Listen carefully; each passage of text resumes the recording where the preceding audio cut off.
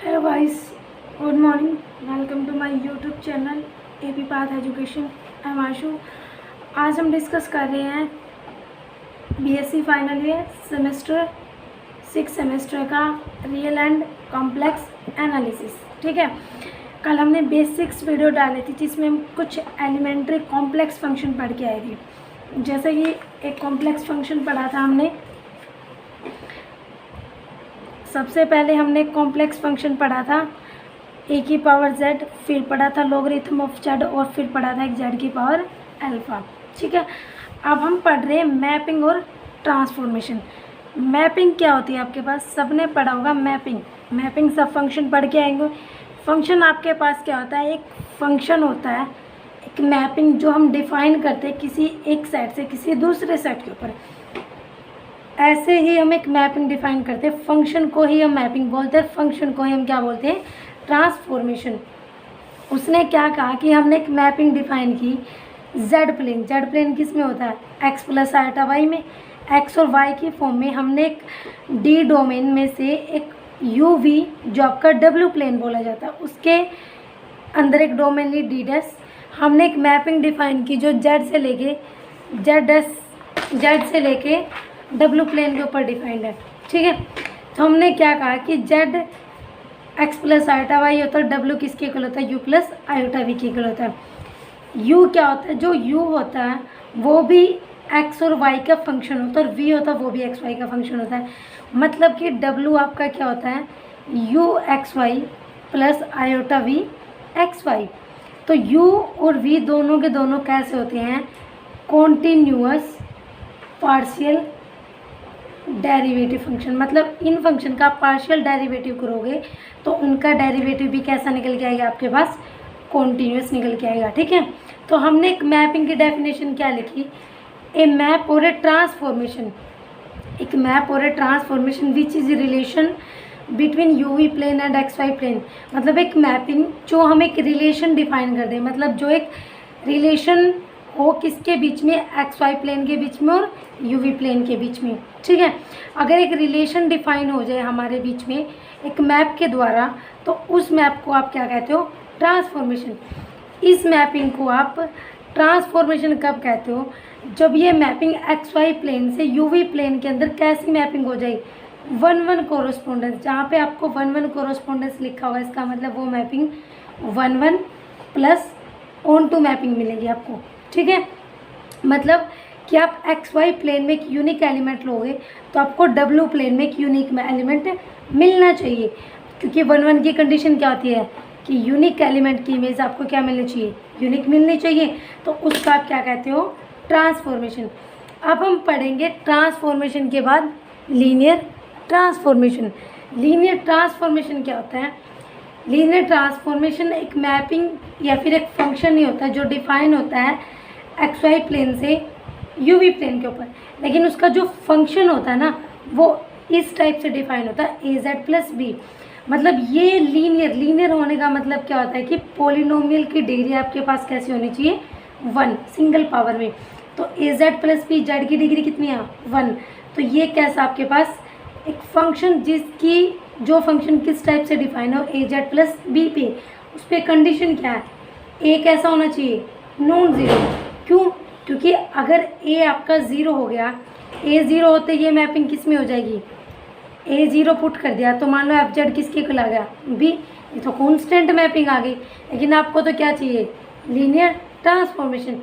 इसने क्या कहा है कि ए हमेशा नॉन ज़ीरो होना चाहिए और बी आपके पास कोई भी एक कॉम्प्लेक्स कॉन्स्टेंट डिफाइंड ऑन, जो ये मैपिंग है ये कहाँ पर डिफाइन होनी चाहिए, जेड प्लेन में। तो अगर कोई भी फंक्शन या कोई भी मैपिंग आपकी इस तरह से डिफाइन है तो वो कैसी मैपिंग होती है आपकी, लीनियर ट्रांसफॉर्मेशन। ठीक है, अब हमें पढ़ना है कि लीनियर ट्रांसफॉर्मेशन कितने टाइप की होती है। ठीक है, लीनियर ट्रांसफॉर्मेशन आपके पास होती है 3 टाइप की। कौन सी होती है, देखो भाई,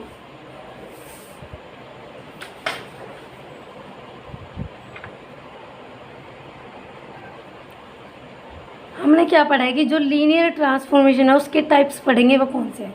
सबसे पहले हमने पढ़ा कौन सी है, ट्रांसलेशन। उसके बाद हमारे पास आती है रोटेशन और उसके बाद हमारे पास आती है मैग्नीफिकेशन। मैग्नीफिकेशन। ठीक है, हमने लीनियर ट्रांसफॉर्मेशन पढ़ी थी, लीनियर से ही हम तीनों बनाएंगे। कैसे? W किसके इक्वल होता है? AZ प्लस B के इक्वल। ए कैसा आपका? Non zero. B आपका क्या? कोई भी एक कॉम्प्लेक्स कॉन्स्टेंट है। तो WZ यहाँ से कॉमन लो, तो A प्लस क्या होगा? B बाय Z, और Z भी कैसा होना चाहिए? Non zero. अब W is equal to Z into A plus B by Z हो गया। ठीक है, B बाई Z है, तो बोथ साइड आप क्या करो, इस मैपिंग से आपकी तीनों की तीनों ट्रांसलेशन, रोटेशन और मैग्नीफिकेशन निकल के आएंगी। ठीक है, अब कैसे होगा? Z हमारे पास क्या होता है? आर ई की आयोटा थीटा, पिछले वीडियो में बताया था। तो हमने क्या अप्लाई किया? Both side mod. Mod is equal to mod Z A plus B by Z। ठीक है, तो mod W is equal to mod Z into A plus B by Z का मोड। और मोड Z, इसको आप क्या consider कर दो? Translation mapping. अब यहाँ से कैसे निकल के आएगी? AZ प्लस B, यहाँ से इसको किससे डिवाइड कर दो? ट्रांसलेशन निकालने के लिए आपने क्या किया कि W इज इक्वल टू क्या था? AZ plus B। A कैसा है? नॉन ज़ीरो, तो 1 बाई A से डिवाइड करोगे तो क्या होगा? Z plus B by A। ये आपके पास फिर से क्या निकल के आए? कॉन्स्टेंट। तो ये किसकी फॉर्म में होगा? Z plus alpha. तो ट्रांसलेशन मैपिंग, अगर Z प्लस अल्फ़ा टाइप की आपको कोई भी मैपिंग डिफाइंड होगी, अल्फ़ा आपका क्या है? कॉम्प्लेक्स नंबर, तो इसको आप क्या लिख सकते हो? x plus iota y plus A plus iota b, और ये किसके इक्वल होगा? U प्लस आयोटा V के equal. U plus iota V is equal to x plus A plus iota y plus B। U की value किसके equal निकल के आई? x plus A की, और V की वैल्यू किसके इक्वल निकल के आई? y प्लस B की। तो इसमें क्या? एक variable plus constant, variable plus constant. तो ऐसी मैपिंग आपकी कैसी होती है? ट्रांसलेशन। अब रोटेशन मैपिंग क्या होती है? मोड Z, जब आप Z अप्लाई करते हो, मोड Z किसके इक्वल निकल के आता है? एक की आयोटा थीटा क्या होगा? 1। तो यहाँ पे आपके पास कंडीशन होती है इस वाली मैपिंग से। अगर आपके पास रोटेशन मैपिंग है, तो रोटेशन मैपिंग की कंडीशन क्या होगी? आपके पास W is equal to A e की पावर आयोटा थीटा टाइप की, या फिर क्या कह दो आर ई की आयोटा थीटा टाइप की, अल्फा ई की आयोटा थीटा। जो रोटेशन मैपिंग है वो किस पे डिपेंड करती है? थीटा पे। थीटा आपका दो टाइप से रोटेट होता है, एक होता है क्लॉकवाइज और एक होता है एंटी क्लॉकवाइज। ठीक है, तो जैसे जैसे आपका एंगल चेंज होता है, एंगल आप जब भी ये मैपिंग अप्लाई करोगे तो वो आपकी मैपिंग को क्या करता है? रोटेट करेगा, या तो क्लॉकवाइज या फिर एंटी क्लॉकवाइज। ठीक है, दो ही टाइप से होगी। एक थर्ड आपके पास क्या है? मैग्नीफिकेशन। मैग्नीफिकेशन का मीनिंग क्या निकल के आता है? किसी चीज़ को मैग्नीफाई करना, मतलब बड़ा करके देखना। अगर आपके पास W is equal to alpha Z types की मैपिंग हो, ठीक है, मतलब आपने क्या पढ़ा था? W is equal to Z into क्या था यहाँ पे? A plus B by Z था। तो इसको एक कॉन्स्टेंट का नाम दे दो। W इज इक्वल टू क्या होगा? Alpha Z। अगर आपका अल्फ़ा लेस देन 1 है और 0 से बड़ा है, और अल्फ़ा की वैल्यू ग्रेटर देन 1 है, जब तक आपके पास अल्फ़ा की वैल्यू ग्रेटर देन 1 होगी तो वहाँ पे कौन सी मैपिंग होती है? मैग्नीफिकेशन। मतलब कि आपके पास मान लो यहाँ पे 2Z है, 3Z है, 4Z है, कुछ भी है, तो ये हमेशा जो Z प्लेन में फिगर होता है, जो Z प्लेन में रीजन दिया होता है, उसको W प्लेन के अंदर क्या करके भेजेगा? मैग्नीफाई, मतलब बड़ा करके भेजेगा। और अगर आपके पास अल्फ़ा की वैल्यू 0 से 1 के बीच में होगी तो वो करता है कॉन्ट्रैक्शन। कॉन्ट्रैक्शन मतलब एरिया को क्या कर देता है? डिक्रीज। किसके प्लेन में? W प्लेन के अंदर। ये मैंने थोड़ा सा ओवरव्यू दिया, अब हम डिटेल में पढ़ेंगे। ट्रांसलेशन मैपिंग क्या होती है आपके पास? Translation mapping W is equal to AZ plus B type की होती है। अगर हम लीनियर ट्रांसफॉर्मेशन में A की जगह क्या पुट कर दे? 1, और B आपका क्या हो? Complex number. तो A कैसा होना चाहिए था? Non zero. यही कंडीशन बनाई थी। A हमने क्या रख दिया? 1। तो W इज इक्वल टू क्या होगा? Z plus P।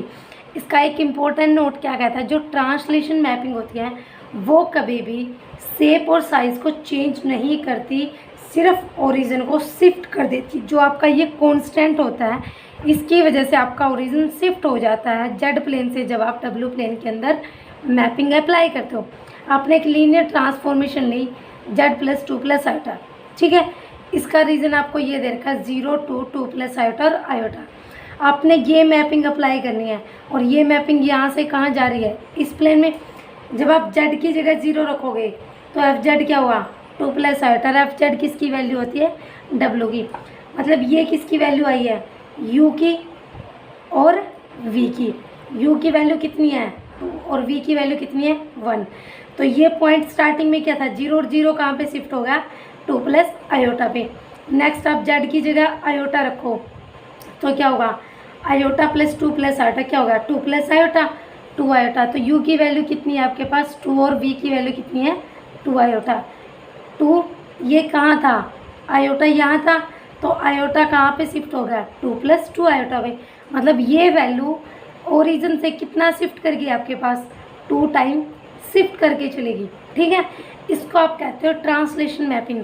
अब रोटेशन मैपिंग मैंने क्या बताई थी, W is equal to alpha z. लेकिन इसमें कंडीशन क्या होती है, जेड किसके इक्वल होता है, अल्फा। मोड ए की वैल्यू कैसी है 1, is called the rotation mapping. या फिर दूसरी कंडीशन क्या होती है कि W किसके इक्वल होता है, जेड ए की आयोटा थीटा की। और थीटा क्या होना चाहिए, हमेशा आपके पास एक रियल नंबर। तो उसको आप क्या कहते हो, रोटेशन। अगेन अगर हम ऊपर वाला एग्जांपल लेते हैं और इस पर कौन सी मैपिंग अप्लाई करेंगे, रोटेशन। तो W इज इक्वल टू क्या लिया आपने, आयोटा जेड। रोटेट का मतलब आप देखो, जब अल्फा लिया है उसका मोड लोगे तो आयोटा का मोड क्या निकल के आता है 1।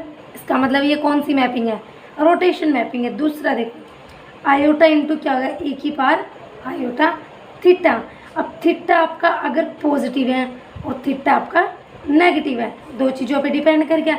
अगर आपका थीटा पॉजिटिव है तो वो कौन सी तरफ शिफ्ट करता है, अगर आपका थीटा रोटेशन होती है तो एंटी क्लॉकवाइज। एंटी क्लॉकवाइज कब होती है, जब थीटा पॉजिटिव होता है। और क्लॉकवाइज कब होती है, जब थीटा नेगेटिव होता है। घड़ी हमेशा कैसे चलती है, तो जैसे घड़ी की रोटेशन होती है क्लॉकवाइज एंटी क्लॉकवाइज, उससे कंपेयर करके देख लेना। तो रोटेशन मैपिंग होती है वो भी कभी भी साइज चेंज नहीं करती, ना ही शेप चेंज करती है, सिर्फ एंगल की रोटेशन करती है।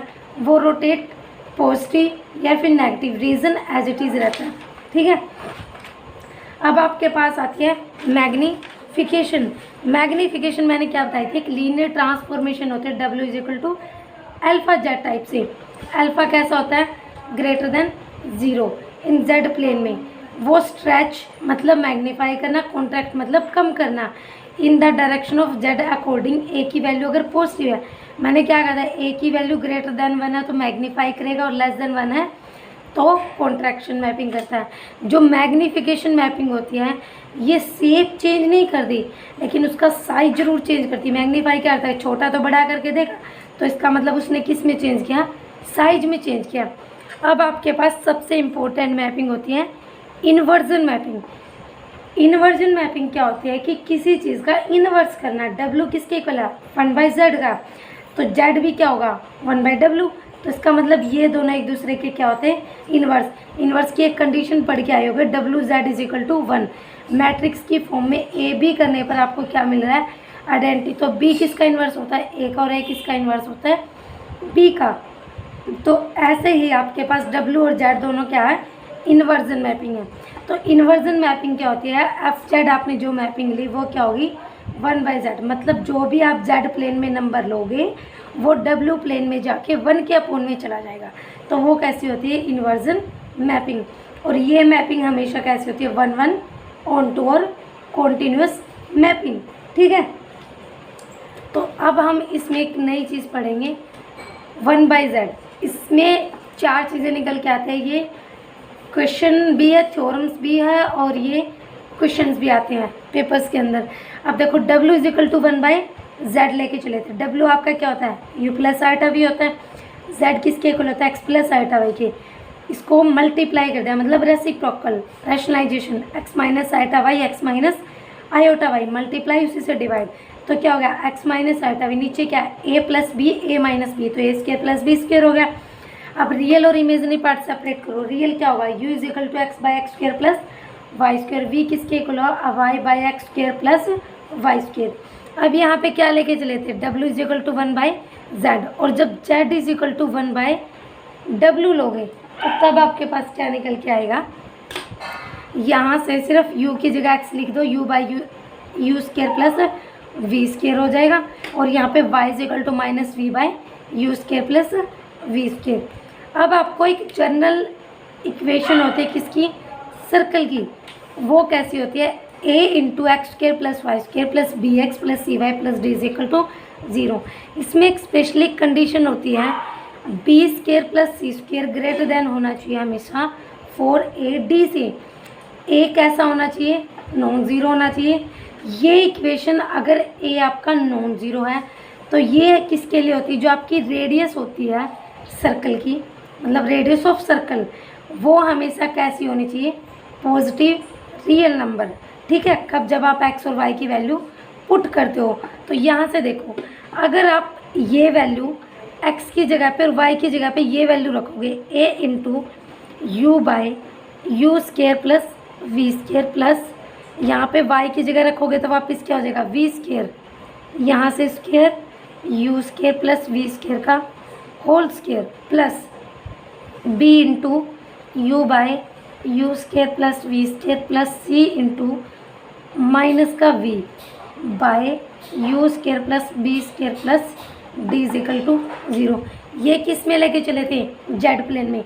अब डब्ल्यू प्लेन में क्या इक्वेशन निकल के आएगी, a इंटू एलसीएम लोगे तो क्या होगा u square plus v square, नीचे क्या हुआ आपके पास u square plus v square का होल स्क्र, एक टर्म कैसी होगी cancel, plus b u by u square plus v square minus c v by u square plus v square plus d is equal to 0। अब LCM लोगे तो equation क्या निकल के आई, a plus b u minus c v plus d into u square plus v square is equal to 0। तो ये कैसी इक्वेशन होगी, d into u square plus v square plus b u minus c v plus a is equal to 0। ये दो equation याद करना, ये वाली और ये वाली मैंने ड्राइव करके बता दिया कि ये इक्वेशन कैसे निकल के आएगी आपके पास। ठीक है, अब इसका एक रिलेशन है वो देखो कैसे करना है आपको।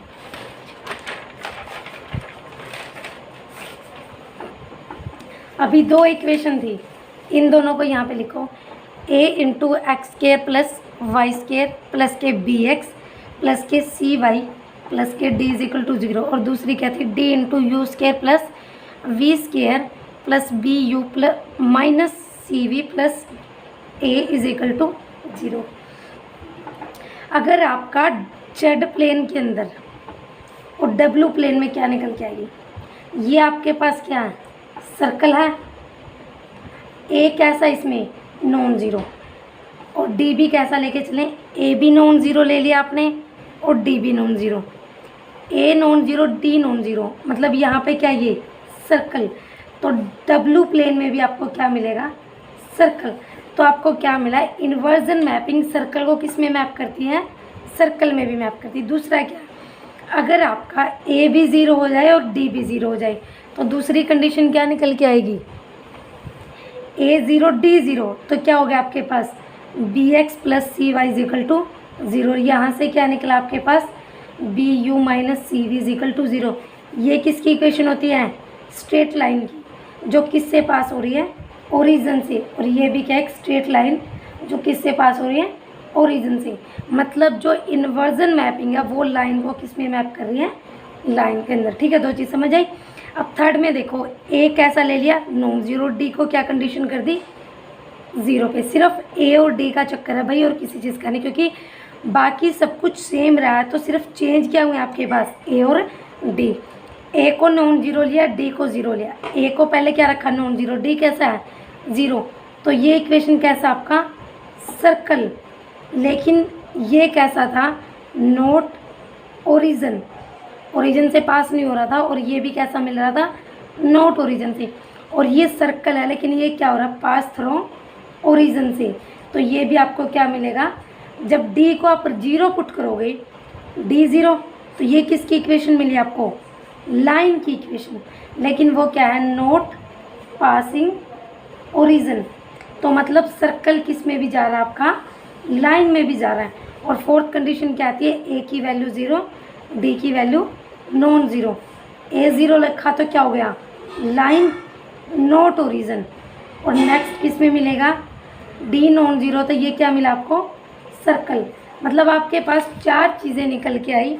कौन सी देखो भैया, फर्स्ट क्या थी आपको, जो इन्वर्जन मैपिंग होती है W=1/z, ये क्या करती है, सर्कल को किस में मैप करती है, सर्कल में। लाइन को किस में मैप करती है, लाइन में। और सर्कल को किस में मैप करती है, लाइन में। और लाइन को किस में मैप करती है, सर्कल में। ये 4 चीज़ मेन थी। अब देखो, सर्कल के हमेशा आपके पास होते हैं इन्वर्स पॉइंट, ठीक है। और लाइन के हमेशा मिलते हैं आपके सिमेट्रिक पॉइंट। कैसे मिलते हैं वो देखो। अब सर्कल होता है, ये उसका सेंटर होता है, ये आपकी रेडियस। अगर आपके 2 इन्वर्स पॉइंट है, इन्वर्स पॉइंट मतलब अगर आपका P पॉइंट अंदर है तो Q पॉइंट आपका क्या मिलेगा, बाहर। मतलब OP into OQ is equal to क्या आना चाहिए, 1। मतलब इस पॉइंट पे जो भी, इस लाइन पे जो भी पॉइंट मिल रहे हैं वो कैसे हैं, कोलिनियर पॉइंट, ठीक है। अगर वो पॉइंट बाउंड्री पे लाई कर रहा है P, तो उसका इन्वर्स भी कहाँ पे मिलेगा, उसको बाउंड्री पे मिलेगा। और सिमेट्रिक पॉइंट क्या होते हैं, ये आपका, ये लाइन सिमेट्रिक पॉइंट है। इस पॉइंट के ऊपर कोई भी लाइन ले लो, वो हमेशा इक्वल या फिर सिमेट्रिक पॉइंट होते हैं एक दूसरे के। ये आपके लाइन के कोरस्पॉन्डिंग आपको हमेशा क्या मिलते हैं, सिमेट्रिक पॉइंट मिलते हैं, ठीक है। अब हम कर रहे हैं भाई एक मैग्निफिकेशन एंड रोटेशन। ये मैपिंग हो रहा है भाई, एक बार देख लो, रोटेशन मैपिंग। ये किसके इक्वल होती है, W=α/z⁴i⁴θ।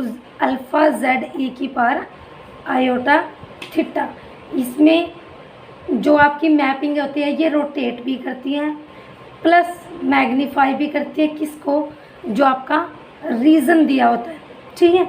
एक्सरसाइज में क्वेश्चन करोगे तो देन क्लियर हो जाएगा। अब हम कर रहे हैं question number first. Question number first में आपको क्या दे रखा है, ट्रांसलेशन मैपिंग क्या होती है, रोटेशन मैपिंग क्या होती है, मैग्नीफिकेशन क्या होती है। यही सब तीनों चीज़ें पूछी गई हैं, तो ये हमने बता दी। अब हम बात करें क्वेश्चन नंबर सेकंड की। क्वेश्चन नंबर सेकंड देखो भाई, आपके पास क्या कह रखा है, determine the region D dash of the W plane into which the rectangular region D in the Z plane bounded by x=0, y=0, x=1, y=2 is mapped under the transformation W=z+1 - ठीक है। कैसे करोगे, देखो ये आपकी क्या होती है एक्स एक्सिस और ये आपकी क्या होती है वाई एक्सिस। एक्स एक्सिस पे वाई क्या होता है 0 और वाई एक्सिस पे एक्स क्या होता है आपका 0। एक्स की वैल्यू 1 तो ये वाली लाइन होगी और वाई की वैल्यू 2 आपकी क्या होगी, लाइन ही होगी। तो रीज़न क्या निकल गया आपके पास, ये वाला रीज़न निकल गया। तो अब क्या करोगे, W=z+1 - i⁴ ये मैपिंग थी आपकी। तो आपने क्या किया, z=x+i⁴y होता है, ये वैल्यू पुट कर दी, x+i⁴y+1 - i⁴। रियल पार्ट अलग कर दिया और आयोटा वाली टर्म अलग कर दी। तो इसका मतलब u की वैल्यू यहाँ से क्या निकल के आई x+1। मतलब यहाँ देखो,